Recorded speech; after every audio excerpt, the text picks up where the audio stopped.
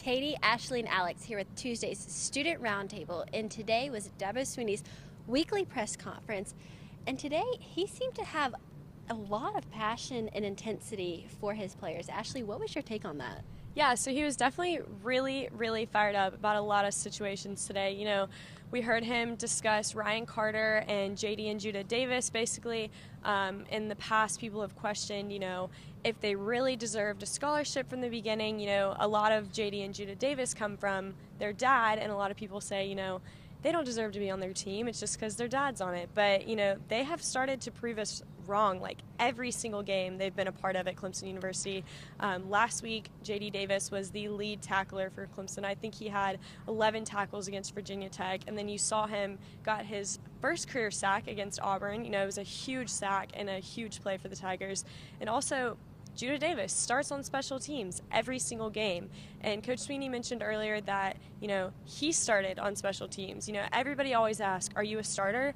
Yes, he was. If you start on special teams, you're a starter. So I think it was very cool to see Coach Swinney's side of the story and how when he played at when he played at Alabama, that he considered himself a starter, just like Judah and all the other members of special teams should consider themselves a starter. Now the Tigers have continued preparing this week for a noon kickoff back in Death Valley with Wake Forest, who is really playing some good football right now. 4-1, suffered a heartbreaking loss to Florida State this past weekend. Alex, how did Coach Swinney sound like he felt today going into this matchup this weekend? Yeah, Coach Swinney came out with some more of that passion to start the press conference. He said, if you don't think that Wake Forest has a chance to win this game, then you have no clue what you're talking about. And if you don't think they have a chance to win this division, then you also don't have any clue what you're talking about. This Wake Forest team is much improved.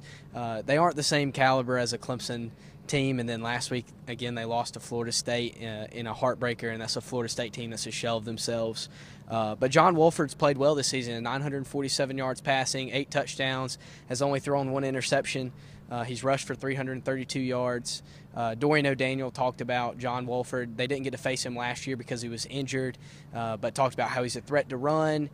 He has good accuracy, good mobility in the pocket, and he's going to make a difference for this Wake Forest team. So Coach Swinney giving a message to his players, using the media as sort of the scapegoat to get that message across to his team, not to sleep on this Wake Forest team. Keep up with the Clemson Insider as we continue our coverage of Clemson football throughout the rest of the week.